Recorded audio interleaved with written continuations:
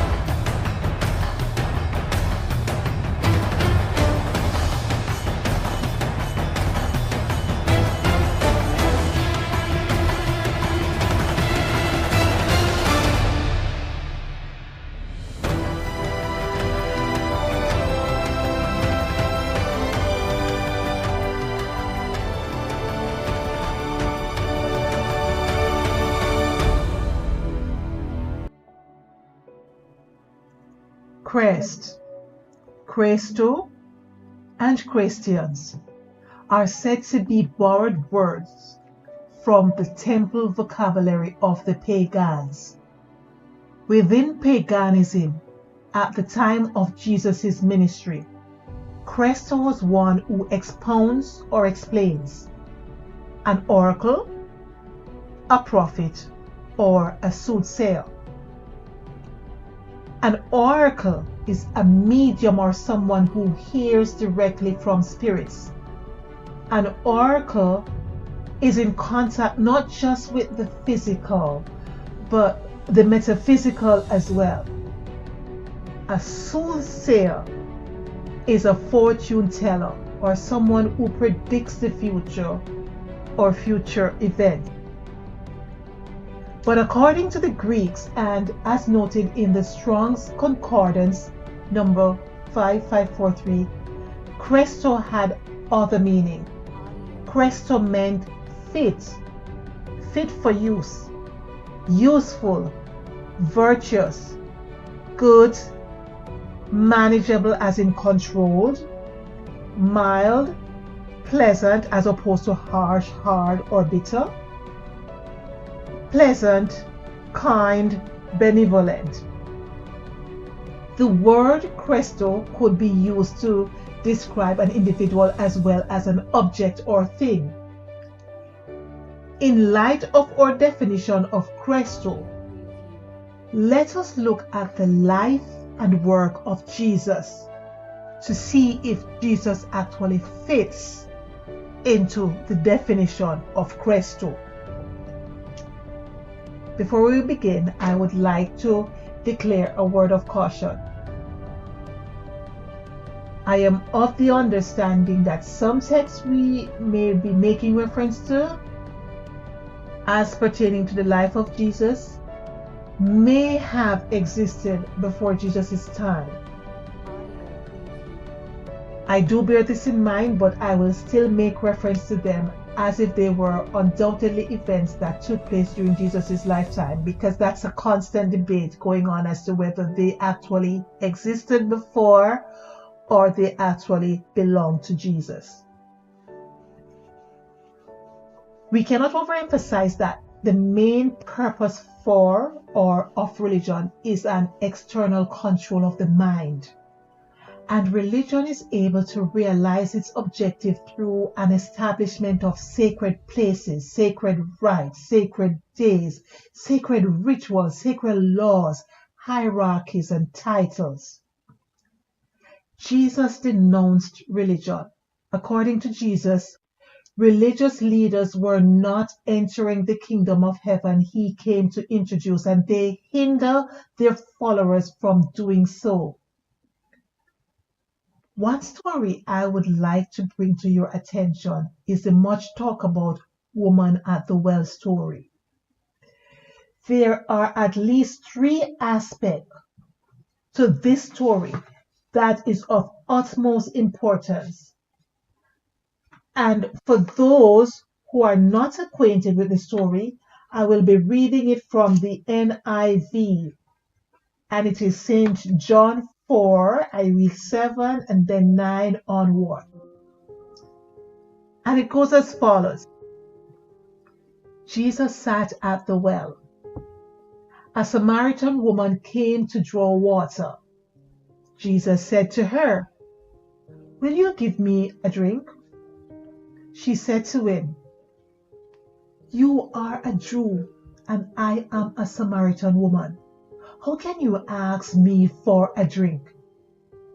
Jesus answered her, "If you knew the gift of God and who it is that asks you for a drink, you would have asked him, and he would have given you living water." "Sir," the woman said, "you have nothing to draw with, and the well is deep. Where can you get this living water?" Jesus answered, "Everyone who drinks this water will be thirsty again. But whoever drinks the water I give will never thirst. The water I give become a spring of water welling up to eternal life."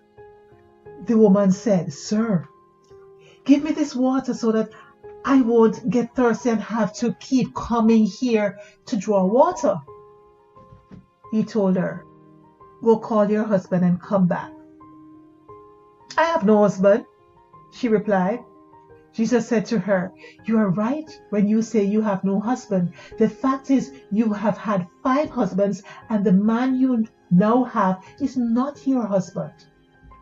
"Sir," the woman said, "I can see that you are a prophet. Our ancestors worship on this mountain, but you Jews claim that the place where we must worship is in Jerusalem." "Woman," Jesus replied, "believe me, a time is coming when you will worship the Father neither on this mountain nor in Jerusalem. The time is coming, and now has come, when the true worshippers will worship the Father in the Spirit and in truth, for they are the kind of worshippers the Father seeks. God is Spirit, and his worshippers must worship in the Spirit and in truth." The woman said, "I know that Messiah is coming. When he comes, he will explain everything to us." And I want you to pay keen attention to this phrase. He will explain everything to us. Jesus said, "I, the one speaking to you, I am he." Leaving her water jar, the woman went back to town and said to the people, "Come, see a man who told me everything I ever did." Could this be the Messiah? I just love this text.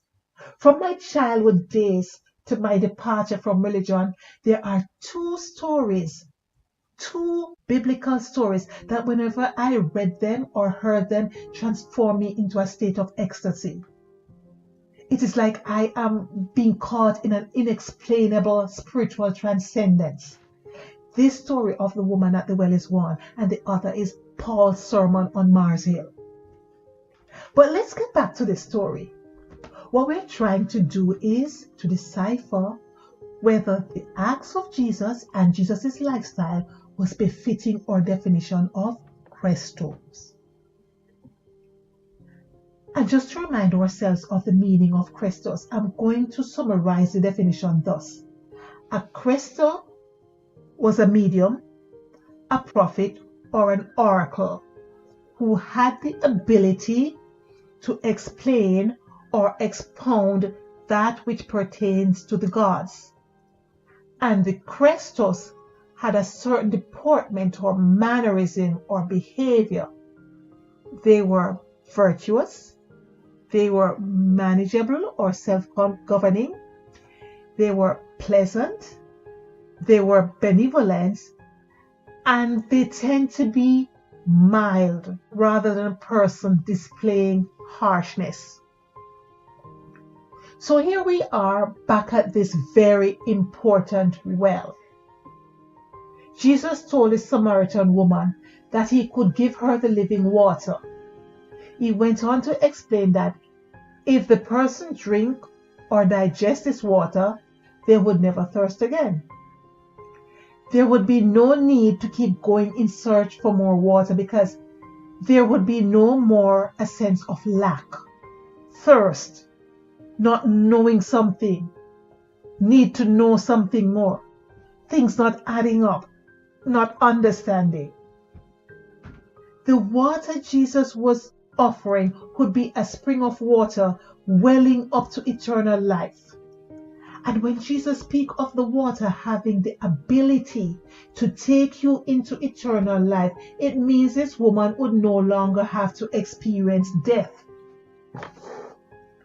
The water Jesus was offering this woman, from once she digested it, it will explain all things. And I want you to pay keen attention to the phrase explain all things, because the woman's expectation of the anticipated Messiah is that the Messiah would explain everything to them. The woman was aware that there were things they did not know, things that her religion did not make clear, but the Messiah would make it clear. There would be no more thirst because the water would explain all things. Jesus came to deliver that which would explain all things. There will be no more need of fear and doubt when the water is digested because the water explains all things. Bear in mind that a king or Christo gives directives. They rule over you. They do not sit with you and explain all things to the point of you knowing or no longer need to know more. That is not the job of the Christo. That is not the job of the king. That is the job of the prophet. Well, the woman thought the idea was cool. I mean, she really did not dig the idea of having to come and draw water from the well. So this idea was really cool. She decided to get some of Jesus' water. So Jesus told her to go and fetch her husband.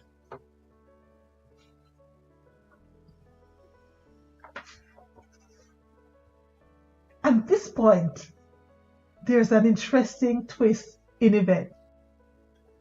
The woman told Jesus that she had no husband, and Jesus immediately did a psychic reading on her. The fact that he did the psychic reading on the woman exclaimed, "I can see that you're a prophet." Why did she say this?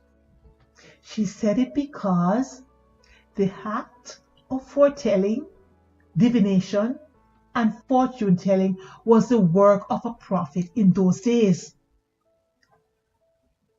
There are other texts that support Jesus acting as a medium, casting out demons and working all forms of miracles and magic. According to Celsus, a 2nd century Greek philosopher, Jesus was from a poor family and he worked many miracles by sorcery. And Celsus was not the only one who thought so. There were enough individuals within the population who entertained that belief. Enough for Jesus to be called Beelzebub. Now that the woman considered Jesus to be a prophet, take careful note of where her thought took her next. She never linked Jesus to Caesar's palace. She immediately began to talk about worship and where's the appropriate place to worship. But Jesus quickly interrupted our religious mindset. There is no longer a need for a sacred place of worship. God can be worshipped just about anywhere because God is infinite spirit, and the only way to worship infinite spirit is to align your spirit with spirit in singleness of intent. Having pulled the Samaritan woman out of her religious mindset, Jesus assisted her in objectively viewing religion and coming to terms with her spiritual thirst, spiritual inadequacy, spiritual need, spiritual lack. The woman knew that they did not have it all. There was more to come, and this can be deduced from her next statement. She said, I know the Messiah is coming. When he comes, he will explain everything to us. So quite interestingly, not only were the Jews expecting this special prophet, but the Samaritans, who had a totally different form of worship, founded on a totally different belief system, was expecting the Messiah as well. They were not expecting a Messiah or prophet. They were expecting the Messiah. So it is safe to say there were other belief systems that were expecting the Messiah. The Messiah was not coming for the Jews only. The prophet was coming to explain all things to all people. The Messiah was not coming to rule and to have dominion over the people of the time. The Messiah was coming to explain all things. Jesus then said to the woman, I am the one. I am the one who was sent to explain all things. That is why when you drink my water, you will never thirst again. There will be no more doubt. There will be no more fear. There will be no more lack. There will be no more thirst. Drink this water, and all will be made plain to you. Drink this water, digest it, and it will burst forth within you, in your innermost being. You will never taste death again. Let us bring back into focus that interesting citation taken from the Lactantius 240 to 320 CE. And I read, For Christ is not a name, but a title of power and dominion. For by this the Jews were accustomed to call their kings. On this account, we call him Christ, that is, the Anointed, who in Hebrew is called the Messiah. By either name, a king is signified. But during Jesus' tenure, he was not anointed King of the Jews. Neither did Jesus come to exercise power and dominion over humanity. The twist is, since Jesus did not get the opportunity to exercise his power and dominion over humanity at his first coming, he has to come a second time to get up and establish his kingship. He failed the first time, so he's going to give it a second attempt. Now, you can either buy into that story or listen to what we have to tell you. Jesus, an ambassador of the divine life force, came to explain all things to those who were ready and could digest it.